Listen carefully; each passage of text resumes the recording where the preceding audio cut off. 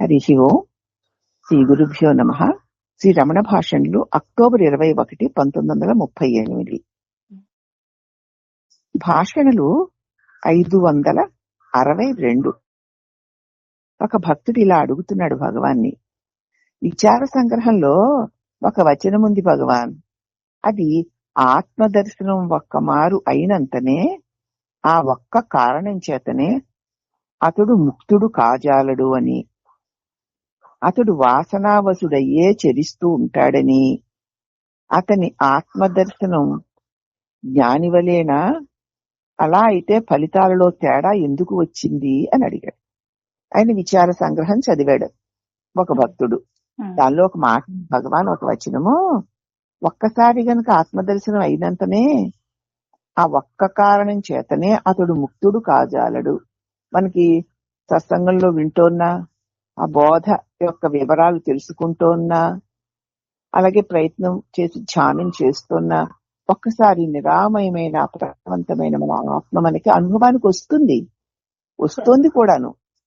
అలా అయినంత మాత్రము చేత అతడు ముక్తుడు కాజాలడు. నేను అదేగా, నాకు తెలిసిపోయిందిగా, అంతకంటే ఇంకేముంది, ఇంతేగా అంటారు. అంతేనండి, కానీ నువ్వు ముక్తుడు ఏమో అవ్వలా, తెలిసింది అంతే.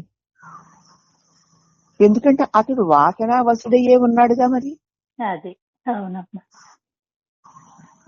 అతని ఆత్మదర్శనం అని రాసి ఉంది. అతని ఆత్మదర్శనం జ్ఞాని దర్శనం వంటిదేనా?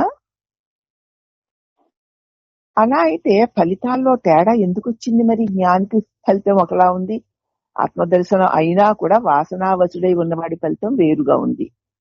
ఎందుకు, ఎలాగా అని అడిగాడు ఆయన.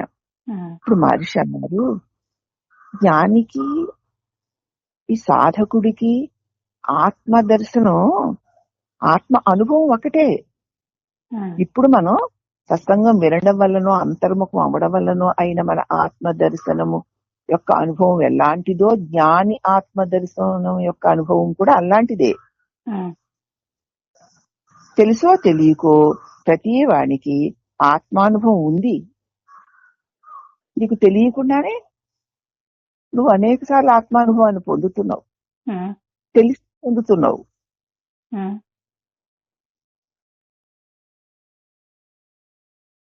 అజ్ఞాని అనుభూతిని వాసనలు కప్పేస్తాయి. ఒక క్షణం నీకు అనుభవం కలిగింది, కానీ వెంటనే వాసనలు కప్పేస్తున్నాయి. అంచేత ఆత్మానుభూతి మరుగైపోతుంది, వాసనల యొక్క ప్రభావం అధికమైపోతుంది. గుర్తిస్తున్నారా? గుర్తిస్తున్నామమ్మా. జ్ఞాని విషయంలో అలా కాదు. అందువల్లనే జ్ఞాని యొక్క ఆత్మానుభవం విశిష్టము, శాశ్వతమును. ఆయనకి వాసనలు లేవు ఆత్మానుభూతిని కప్పడానికి. మనకు అనేక వాసనలు ఉన్నాయి, ఆత్మానుభవం అయినా ఒక క్షణకాలంలోనే ఇవన్నీ కప్పేస్తున్నాయి. కానీ జ్ఞాని విషయంలో అలా కాదు. అందువల్లనే జ్ఞాని యొక్క ఆత్మానుభవం విశిష్టము, శాశ్వతమును.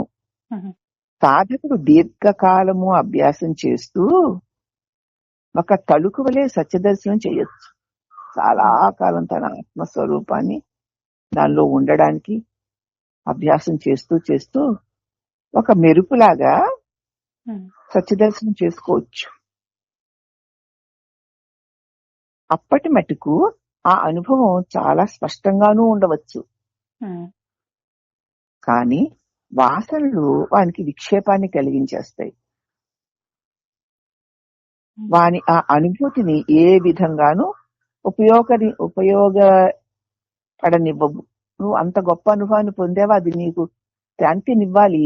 ఈ వాసనలు వాటిని కమ్మేసి నీకు ఆ శాంతిని ఏమాత్రము లేకుండా చేసేస్తాయి. పరబ్రహ్మము ఉన్నది నీలో, మనసును శుద్ధము చేసుకుని.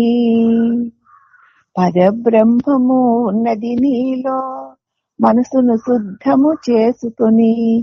మధించి మధించి చూసితే గాని, మధించి చూసితే గాని మానవ జన్మకు ముక్తి లేదురా. కళ్ళు మోసుకొనుమో, నీలో జ్యోతి ఉంది చూడు, నిజమగు జ్ఞాన దృష్టితోనూ. ఏదో ఒకసారి అలా ఆత్మానుభవం కలిగిన తర్వాత అది నిలుస్తుందా మరి? ఎందుకు అంటే వాసనలు అడ్డొచ్చేస్తున్నాయి.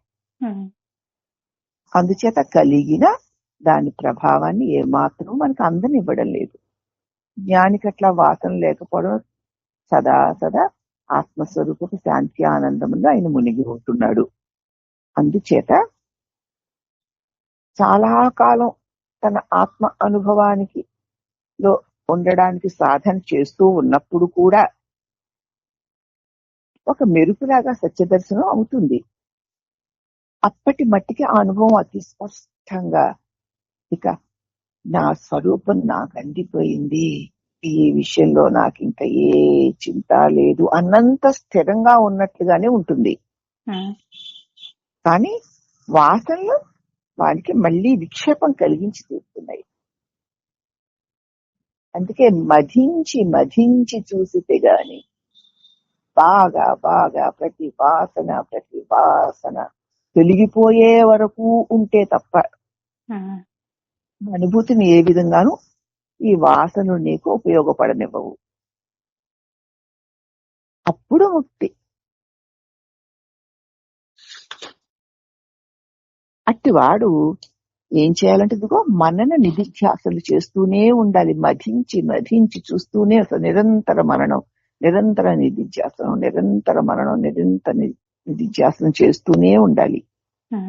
దానివల్ల నెమ్మది నెమ్మదిగా ఆటంకాలన్నీ నిర్మూలింపబడతాయి. ఏదో మనకు కుదిరినప్పుడు ఒకసారి ఇలా చేసి ఆహా ఓహో అనుకుంటూ వచ్చేసిందమ్మా తెలిసిపోయిందమ్మా అనుకుంటూ మళ్ళీ మాయ కమ్మేస్తుంటే ఆ ఆటలో పడి దొర్లిపోతూ ఇలా ఉన్నవాళ్ళు ఈ వాసనలు అడ్డు రావడం చేత నేను జగత్తులో దొర్లిపోతున్నానని గుర్తించగలిగిన వాడు నిరంతరం మనన నిధిధ్యాసలు చేస్తూనే ఉండాలి. దానివల్ల ఆటంకాలన్నీ నిర్మూలింపబడతాయి. ఆ తర్వాత అతడు సదా ఆ సస్థితిలో ఉండిపోతాడు. ఎంత మనన నిధిధ్యాసలు చేస్తూ ఉంటావో అంతగా వాసనలన్నీ తొలగిపోతూ ఒక్క వాసన లేని స్థితి కలిగిన తరువాత తన సస్థితిలో సుస్థితుడై ఉండిపోతాడు అన్నారు భగవాన్. అప్పుడు భక్తుడు ఏ యత్నము చెయ్యకుండా అజ్ఞానిగానే ఉండిపోయేవానికి ఆత్మదర్శనం ఒక తళుకు వలె కలిగి తిరిగి అజ్ఞానవశుడైన వాడికి భేదం ఏమిటి? ఏ ప్రయత్నం చేయకుండానే అజ్ఞానిగా ఉండిపోయేవాడికి లోకంలో ఎవరు ప్రయత్నం చేస్తారు? ఆత్మ స్వరూప అనుభవం కోసం ప్రయత్నం చేసేవారు ఎవరు ఉండరు లోకంలో. ప్రపంచం నుంచి వచ్చే విషయ భోగాల అనుభవాలమే దేవుణ్ణి ఆశ్రయించి ఏవో చేస్తారు తప్ప ఆత్మ అనుభవం కోసం ప్రయత్నం చేసేవారు ఎవరు ఉండరు. అలాగే ఏ ప్రయత్నము చేయకుండా ఉన్న అజ్ఞానిగా ఉండిపోయేవాడికి ఆత్మదర్శనం ప్రయత్నం చేయగా ఒక మెరుపు వలె కలిగి తిరిగి మళ్ళీ అజ్ఞానవశుడు అయిపోయిన వాడికి ఉన్న భేదం ఏమిటి? ఇప్పుడు మనం రెండో వాళ్ళం అనుకుందాం. ఆత్మదర్శనం ఒక మెరుపులాగా అలా కలుగుతోంది, మళ్ళీ మరుగైపోతుంది. అటువంటి వాడికి అసలు ఏ ప్రయత్నం చేయకుండా ఆత్మదర్శనం కోసం ప్రయత్నమే చెయ్యని అజ్ఞానికి చేస్తూ అది కలిగినా మళ్ళీ తొలగిపోయినటువంటి సాధకుడికి ఉన్న తేడా ఏంటి అని అడిగాడు. ఇప్పుడు మహర్షి ఆ రెండో వానికి కలిగిన స్వల్పకాల అనుభూతి పూర్ణ అనుభూతిగా మారే వరకు వారిని మళ్ళీ ప్రయత్నం చేసేలాగా ప్రోత్సహించే శక్తినిస్తుంది. ఆ రెండో వాడికి అంటే మనలాంటి వాళ్ళకి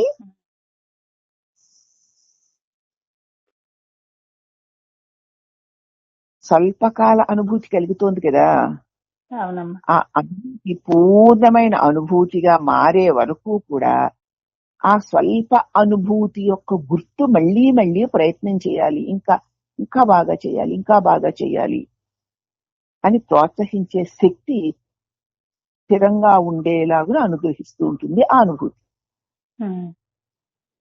చిన్న అనుభూతి అయినా అది ఏం చేస్తుందంటే ఈ తొలగిపోయేసరికి వాసనలు అడ్డొచ్చి తొలగిపోయేసరికి అయ్యో అది తొలగిపోయింది, నేను ఎక్కువగా దానిలోనే ఉండాలి, అదే కావాలి, దానిలోనే ఉండాలి అనేటువంటి ఒక వాడికి ప్రేరణనిచ్చి సంపూర్ణ అనుభూతిగా మారే వరకు వాడిని మళ్ళీ మళ్ళీ ప్రయత్నం చేయడానికి ప్రోత్సహించే శక్తి అతనికి కలుగుతుంది. ఇప్పుడు మనలాగా ఎన్నిసార్లు పడినా మళ్ళీ లేచి పడడము అన్నది తగ్గించుకుంటూ మళ్ళీ స్వరూపంలో ఉన్నదాన్ని పెంచుకోవాలి అనేటువంటి కాంక్షని మనకి కలిగిస్తుంది.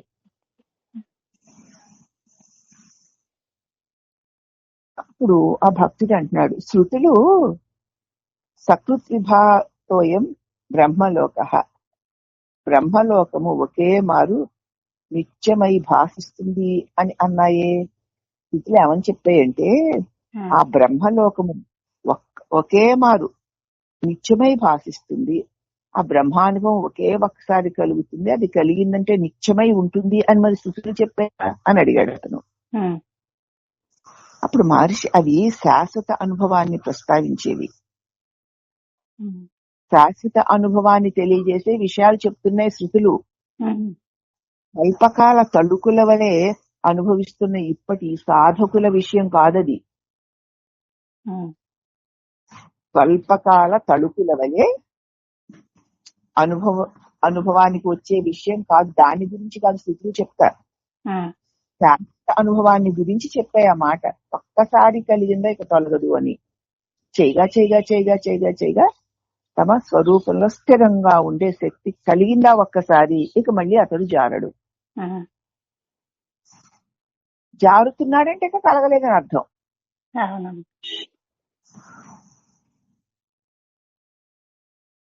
అప్పుడు ఆ భక్తుడు అన్నాడు, తన అనుభూతిని మరిచి తిరిగి అజ్ఞానవశుడు కావడం ఎలా సాధ్యం? అంత గొప్ప అనుభవం అంటున్నారే, అటువంటి అనుభవం కలిగిన తర్వాత మళ్ళీ అజ్ఞానవశుడు ఎలా అయిపోతున్నాడు అని అడిగాడు. అప్పుడు భగవాను సాధ్యమే అనే దానికి ఉదాహరణగా ఈ కథ చెప్పారు. ఒక రాజు ఉన్నాడు, ప్రజల్ని చక్కగా పాలిస్తున్నాడు. వాని మంత్రుల్లో ఒకరు రాజు నమ్మకాన్ని సంపాదించి తన లాభం కోసం దుర్వినియోగం చేశాడు. రాజుకి బాగా నమ్మకం కలిగించే వాళ్ళగా ప్రవర్తించి తన లాభం కోసం దుర్వినియోగం చేసుకుంటున్నాడు. ఇతర మంత్రులు, అధికారులు అందువల్ల కష్టాల పాలు అవుతున్నారు. వీడు మరి తన స్వార్థానికి లాభానికి వాడుకుంటున్నాడు, మిగతా వాళ్ళందరూ అందువల్ల కష్ట నష్టాలు పాలవుతున్నారు. వారంతా కలిసి ఈ మంత్రిని వదులుచుకుని ఎత్తువే, వీడి వల్ల కదా, వాడు స్వార్థానికి అంతా తీసేసుకుంటున్నాడు, రాజు ఆయన నమ్మేస్తున్నారు, దానివల్ల మనకి ఎన్నో కష్ట నష్టాలు కలుగుతున్నాయి, కాబట్టి వాళ్ళందరూ కలిసి ఈ మంత్రిని వదిలించుకుందాము అని ఒక ప్లాన్ వేశారు. వారిని రాచనగరులోనికి రానియవద్దని మందిర పాలకులను ఆదేశించారు.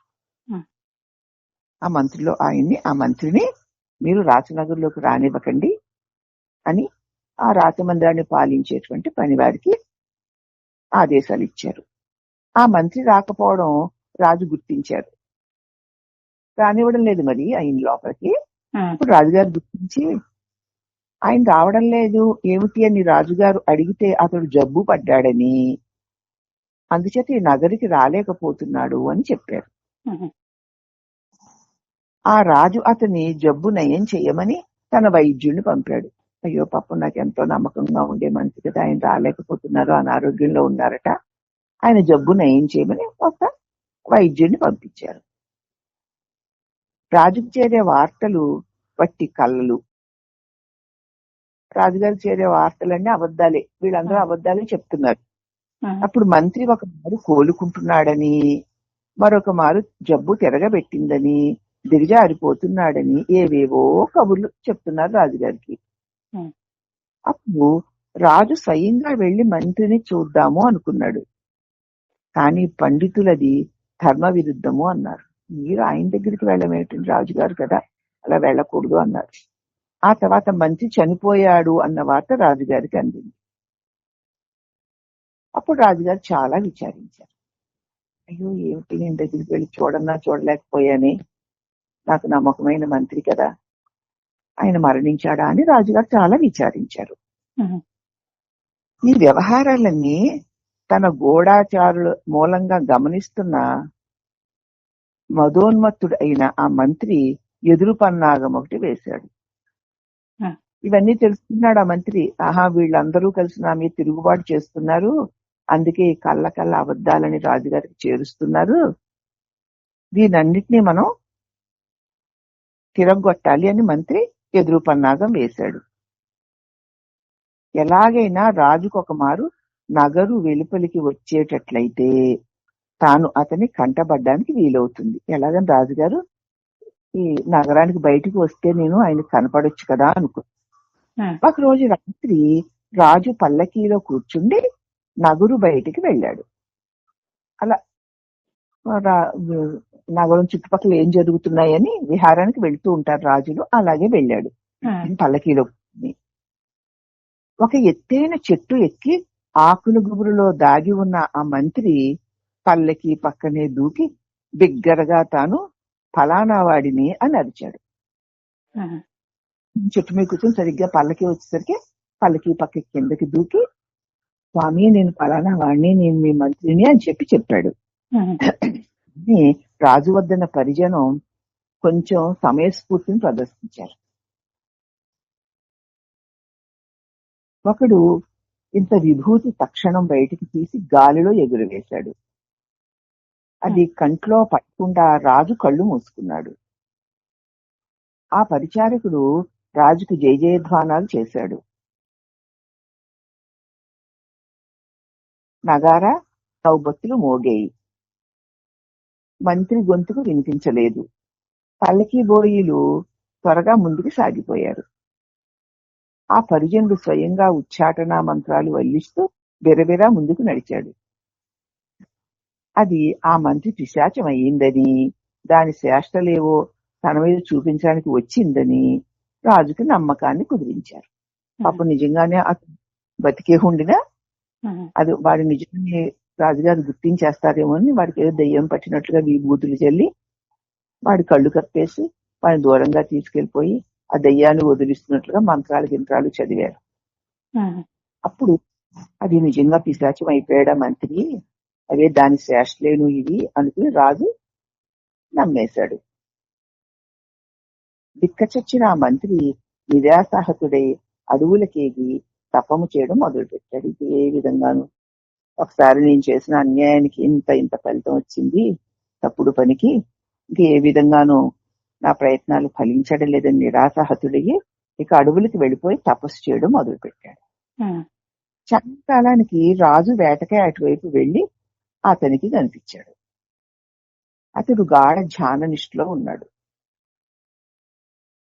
కానీ అతడు పిశాచమన్న భ్రాంతి ఇంకను వదలని రాజు పరుగులు అందించుకున్నాడు.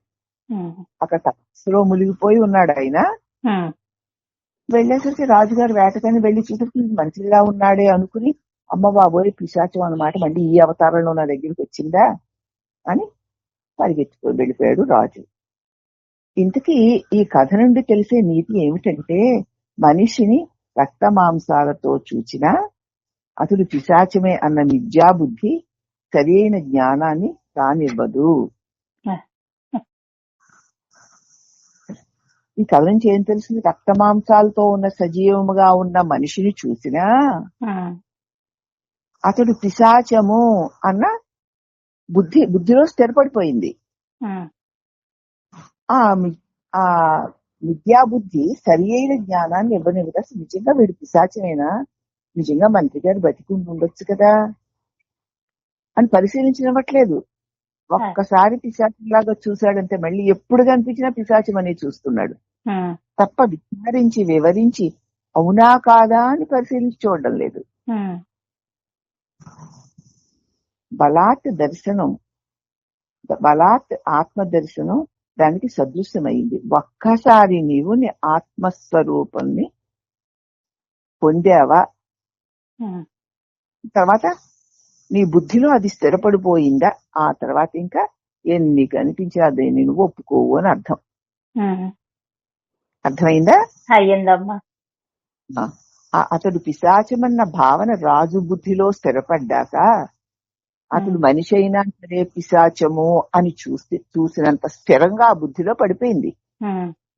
అంటే నేను ఈ దేహేంద్రియ మనోబుద్ధులు కాను, నేను ప్రకాశ స్వరూపమైన ఆత్మను అన్న భావన నీ హృదయంలో నీ బుద్ధి స్థిరపడిపోయిందనుకో, ఆ తర్వాత ఇక దేనిని సత్యము అని నువ్వు చూడవు. అంత స్థిరంగా ఉండాలి. ఒక మాట అంత స్థిరపడిపోయిందా ఆయనలో, ఆ రాజుగారిలో? అలాగే నీలో నేను ఆత్మను అన్న బుద్ధి స్థిరపడిపోయినప్పుడు ఇక దానిని ఎవ్వరూ కూడా తొలగించలేరు అనేటువంటి దాన్ని మనం దీనిలో మనం గ్రహించాలంటే మన బుద్ధిలో ఇప్పుడు అంత ఎందుకమ్మా, నేను దేహమును అన్నది ఎంత స్థిరంగా ఉంది మనకి. ఎవరైనా మరిపింపగలరా దీన్ని? ఎవరైనా కాదు అని తీసేయగలరా? ఒకవేళ ఎవరైనా కాదయ్యా అని అన్నా నేను కాదని అనుకోను కదా. ఎందుకు అనుకోను అంటే నేను కాని దేహం నేను అన్నటువంటి స్థిరంగా బుద్ధి కలిగిపోయింది. ఈ పిశాచాన్ని నేను అన్నంత బుద్ధి కలిగిపోయింది నాకు. అవునమ్మా. కలిగిపోయిన తర్వాత సాక్షాత్తు పరమాత్ముడే దర్శనమిచ్చిన దాన్ని నేను ఒప్పుకోను. నేను అది కాదు, నేను ఈ దేహాన్ని అంటాను. నీ లోపల నీ స్వరూపం పరంజ్యోతి అయి వెలుగుతూ ఉండగా దాన్ని నువ్వు చూసినా దాన్ని అంగీకరించవు. ఇగో దీన్ని విడిచిపెట్టవు. ఈ పిశాచి బుద్ధిని వదిలేస్తే నీ స్వరూపం నీకు అతి స్పష్టంగా అనుభవానికి వస్తుంది. కాబట్టి ప్రతి దానిని అవునా కాదా అని పరిశీలించి చూడకుండా నీ బుద్ధికి తోచిన నిర్ణయాలు నువ్వు చేసుకుని అదే సత్యం అనుకునే భ్రాంతి నుంచి బయటపడు అనేటువంటి స్థాన్ని కథ మనకి అందిస్తున్నట్లు నాకు అనిపిస్తోంది. అదే మీ అందరితోటి పంచుకుంటున్నానమ్మా. భగవాన్ యొక్క దివ్య సందేశం మన్ని పరిశీలనాత్మకమైన దృష్టితో చూసేలాగున అనుగ్రహిస్తోంది. హరి ఓం నమః.